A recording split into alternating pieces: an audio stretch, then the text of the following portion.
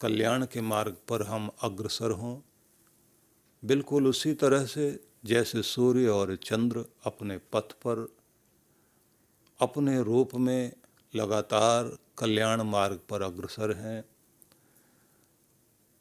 कल इस पर हमने चर्चा की थी और फिर इसी के अंतर्गत कुछ और शब्द थे जिनमें कहा कि हम संगति करें उनकी जिससे हमारे जीवन में कल्याण ही आए। तो कहा कि या तो ददता दानशील लोगों की संगति करें।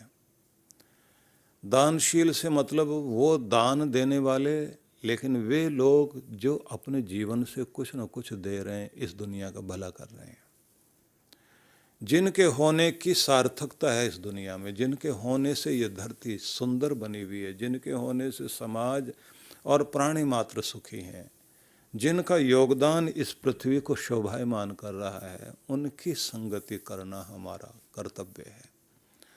उनके साथ बैठिए जिनके साथ बैठने से हमारे अंदर वह रंग लग जाए कि हम भी इस दुनिया के लिए उपयोगी बन सकें। स्वार्थ में जीने वाले लोग अपने स्वार्थ के लिए हर किसी को दुखी करने में लगे रहते हैं।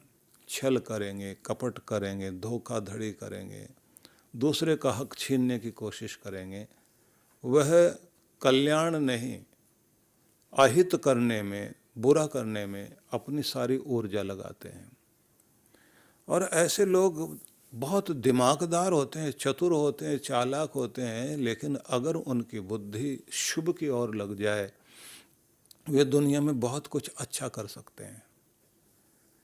विचित्रता तो ये है कि कभी कभी ऐसे उदाहरण सामने आते हैं, जैसे अमेरिका के न्यूयॉर्क का एक उदाहरण सामने आया कि एक व्यक्ति के अंदर ऐसी कलाकृति थी, वो बहुत बढ़िया डिजाइनर था, बहुत बढ़िया चित्रकार था, और उसको अपनी पेंटिंग करता रहता था। एक दिन उसको लगा कि खाने को पैसे ही नहीं रहे हैं कि हम मार्केट से कुछ लाएं, तो उसने वहाँ के डॉलर को लेकर के और फिर वैसा डिजाइन करके नोट बना दिए और मार्केट में जा कर के चला दिया और बेच करके आ गया, सब्जी और आटा वाटा खरीद लिया।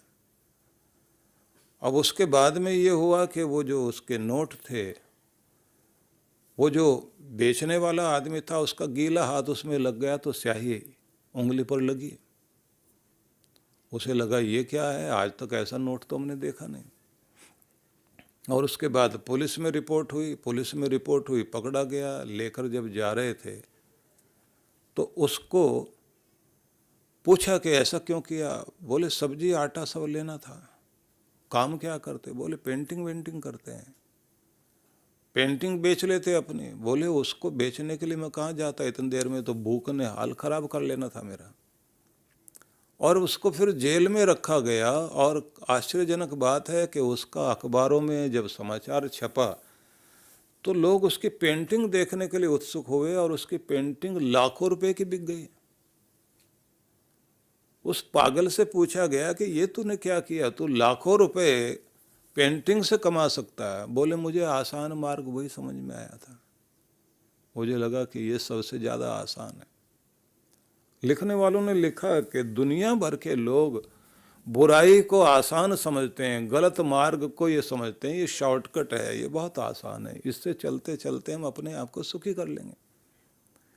लेकिन वो शॉर्टकट जो है वो पूरी जिंदगी के लिए ऐसा कुछ हो जाता है कि जिससे हमारे जीवन का सारा सुख चला जाए और दुख में जाकर खड़े हो जाएं। कोई छोटा रास्ता चुनते समय लोग जो है कि दूसरा रास्ता तो बहुत लंबा है, छोटा रास्ता जल्दी सुख दे देगा मुझे, तो वो जो छोटा रास्ता हम सुख के लिए चुनते हैं, अपने भलाई के लिए चुनते हैं, वही सबसे ज़्यादा दुखदायी हो जाता है।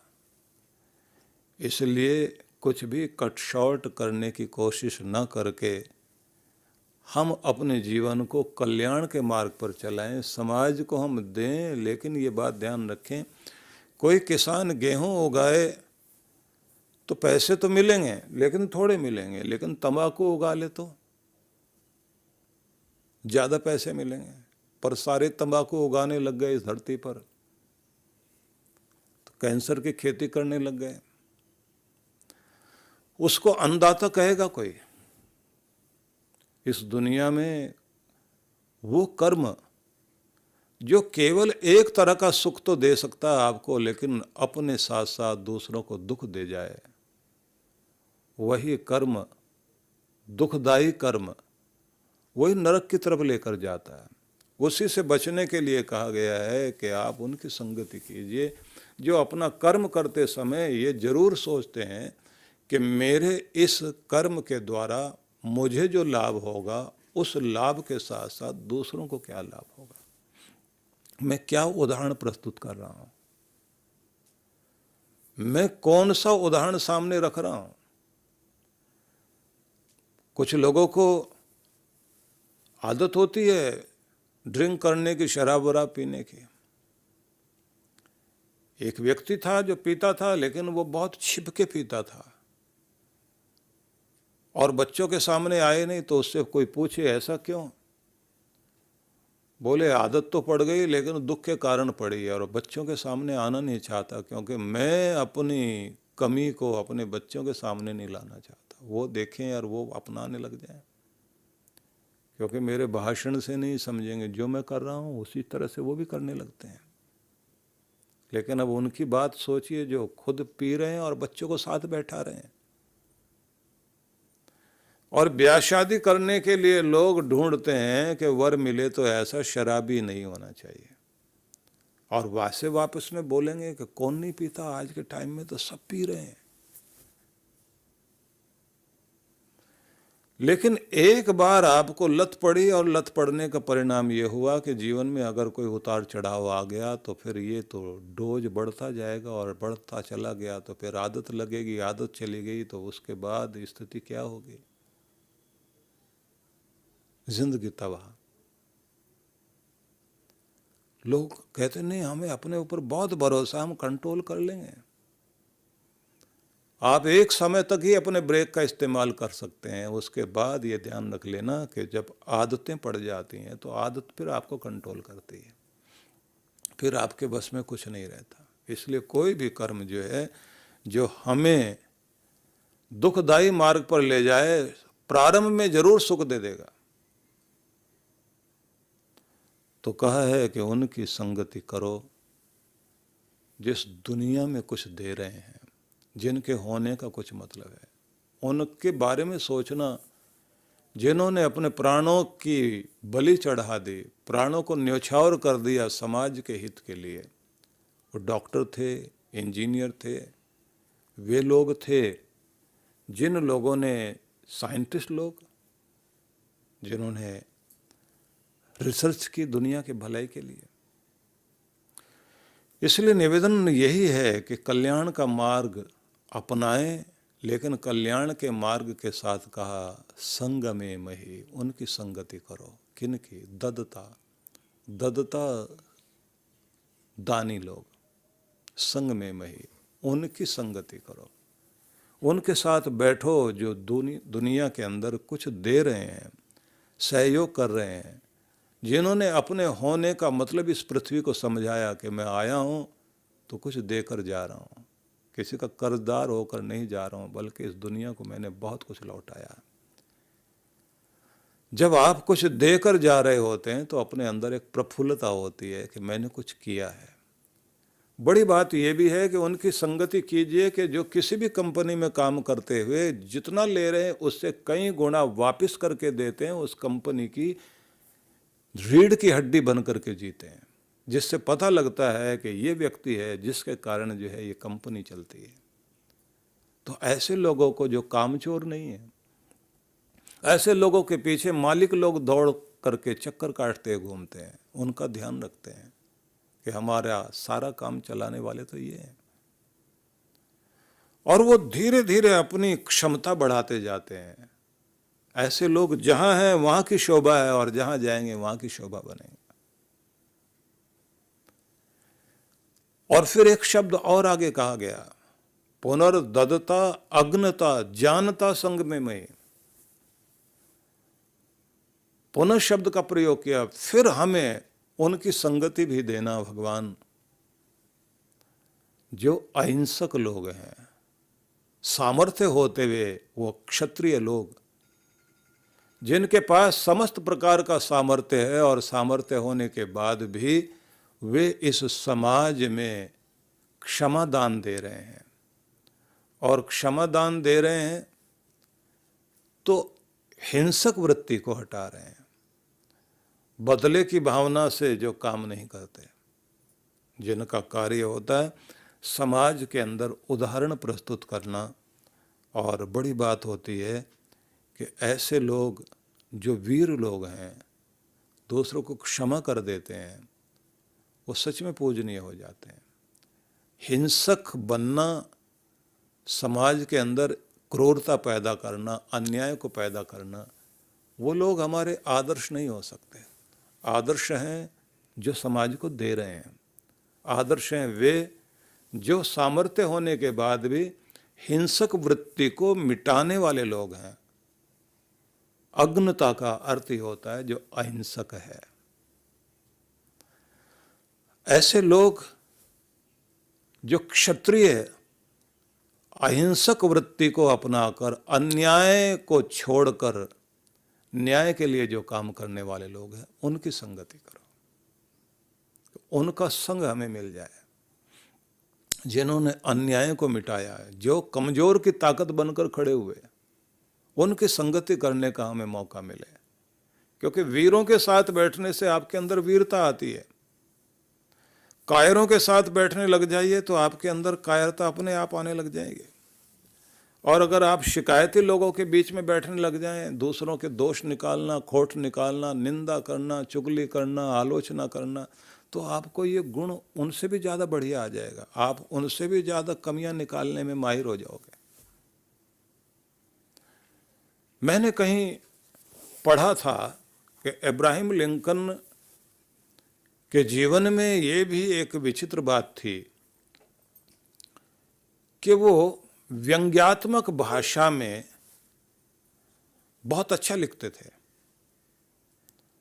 तो उन्होंने किसी एक सेनापति को उसकी कमियों के विषय में एक ऐसा लेटर लिखा जो लोगों के सामने आ गया, जिसमें इतनी ढंग से मजाक उड़ाई उसकी और ऐसे टोंट कसे कि दूसरे पढ़ पढ़ के हंसते हंसते पागल हो जाएं।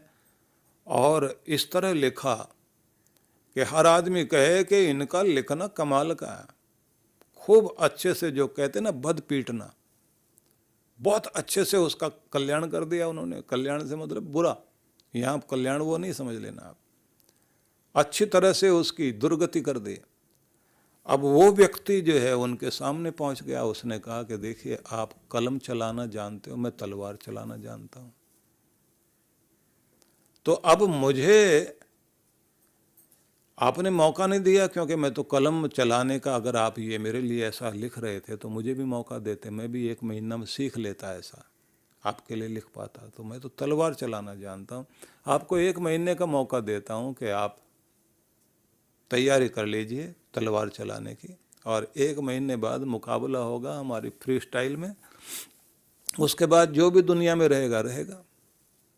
अब 1 महीने में जो हालत हुई होगी उनकी, 1 महीने के बाद वो व्यक्ति सामने आया और आकर के उसने कहा कि दोस्त, 1 महीने में जो तुमने महसूस किया, मैं तो पूरी जिंदगी आपके कड़वे शब्दों को महसूस करूंगा। और उसके बाद कहते हैं कि उन्होंने निर्णय कर लिया कि अगर किसी के लिए कुछ बोलना भी है तो 10 बार सोचना है, और अगर लिखना पड़े तो कम से कम 100 बार सोचना है। क्योंकि हिंसा आदमी केवल मात्र जो है वो डंडे से करता है, ऐसा तो नहीं है। कोई जीभ से हिंसा कर रहा होता है और कोई अपनी तराजू से हिंसा कर रहा होता है। व्यापार करते समय डंडी मारना जिसे बोलते हैं, तोल में, नाप में, मिलावट में, धोखाधड़ी करने के जो भी तरीके हैं। और कुछ वे लोग जिनके पास कलम की ताकत है और अपने पद पर बैठे हुए हैं, वहाँ बैठ के जो फाइल में वो लिखते हैं, एक पूरा खानदान तबाह कर देते हैं। कोई ऑफिसर है, उसके पास ताकत है, उसने अपने नीचे वाले व्यक्ति के साथ बैर हो गया, उसकी जो रिपोर्ट बनाई है उस रिपोर्ट में उसने ऐसा कुछ लिख दिया, उसको जो करेक्टर सर्टिफिकेट देना है ऐसा कुछ बना दिया कि पूरी जिंदगी के लिए तबाह हो गया बेचारा। हिंसा एक तरह की नहीं है इस दुनिया में। जिसका जहां मौका लगता है वहीं बैठ करके दूसरे को मारने की कोशिश कर रहा है। कहते हैं ये तुम्हारे लिए आदर्श नहीं हो सकते। जिन्होंने दूसरों की जिंदगी बचाई, कहते हैं ना कि किसी राजा के दरबार में चोर के लिए सजा दी गई कि इसको फांसी पर चढ़ाया जाए, क्योंकि राजा का मूड खराब था उस दिन। चोर सामने लेकर आए और उसी समय जब वो बहुत गुस्से में थे और बोले इसको ले जाओ फांसी पे चढ़ा दो। अब वो भी ऐसा कमाल का चोर था, उसने वहीं अपनी भाषा में ऐसी सड़ी सड़ी गालियां सुनाई, जितना शब्दकोश उसके पास था सारा उड़ेल दिया उसने। और राजा ने पूछा कि ये बोल क्या रहा है, तो मंत्री उठा, उसने कहा साहब ये कह रहा है कि बहुत लोग देखें स्वर्ग जाते हुए, लेकिन वही जाएंगे जिन्होंने अपने गुस्से को काबू में कर लिया, जिन्होंने अपने को कंट्रोल कर लिया। परमात्मा उन्हीं के लिए द्वार खोलेगा, बाकियों के लिए द्वार नहीं खोलेगा। राजा को लगा कि कुछ बात सुननी चाहिए। बोले और क्या कहा इसने? बोले गलतियां हुआ करती हैं, लेकिन माफ कर देने वाला कभी भी छोटा नहीं, वो ऊंचा होता है। और माफ करने वाला तो दुनिया में सबसे बड़ा परमात्मा है। जब उसके दरवाजे पर पहुंचोगे तो वो उन्हीं को माफ करेगा जिन्होंने माफ करना सीखा है।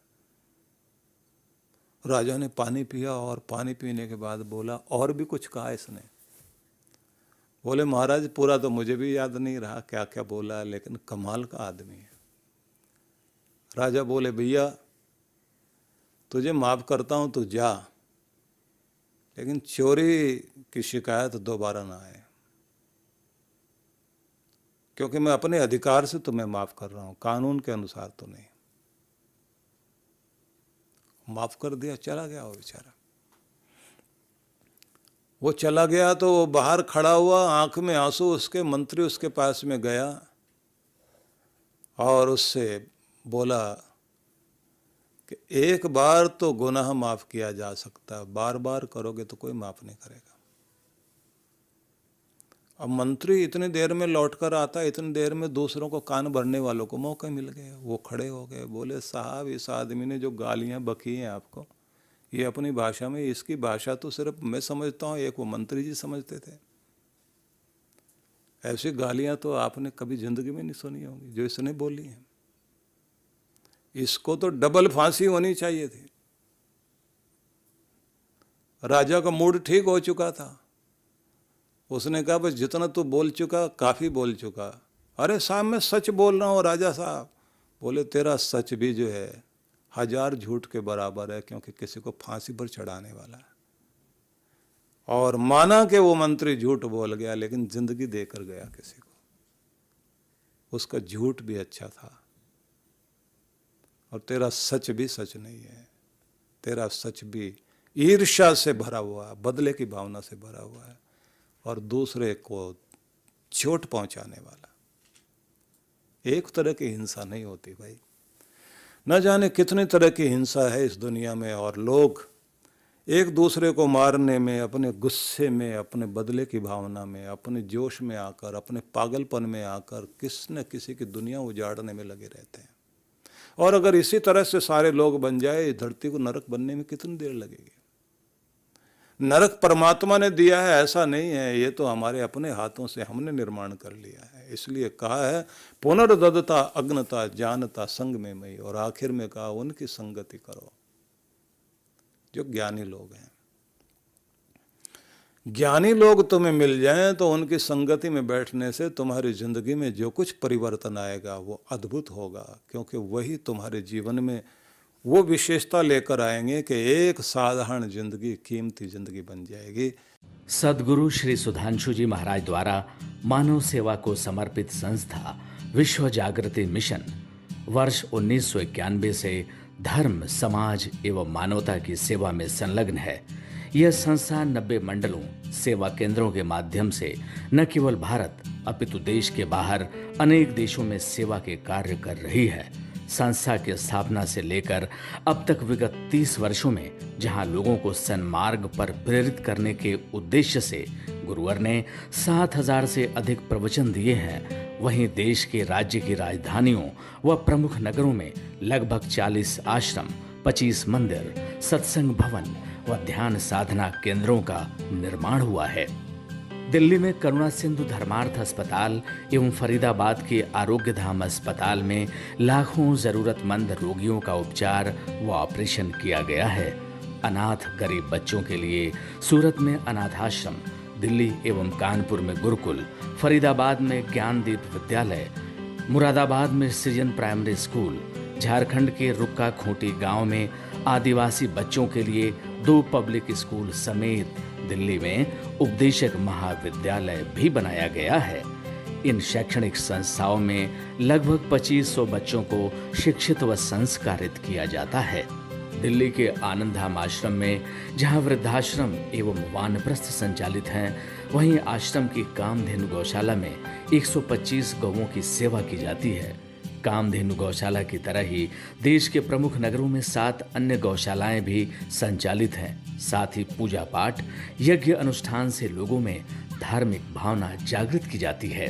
ओम अग्नये सप्तजिह्वाय स्वाहा, ओम अग्नये हव्यवाहनाय स्वाहा, ओम अग्नये शोधनजाताय स्वाहा। गरीब जरूरतमंद महिलाओं को सक्षम बनाने के लिए जहां कई तरह के प्रशिक्षण दिए जाते हैं, वहीं गरीब कन्याओं के विवाह में सहयोग भी किया जाता है।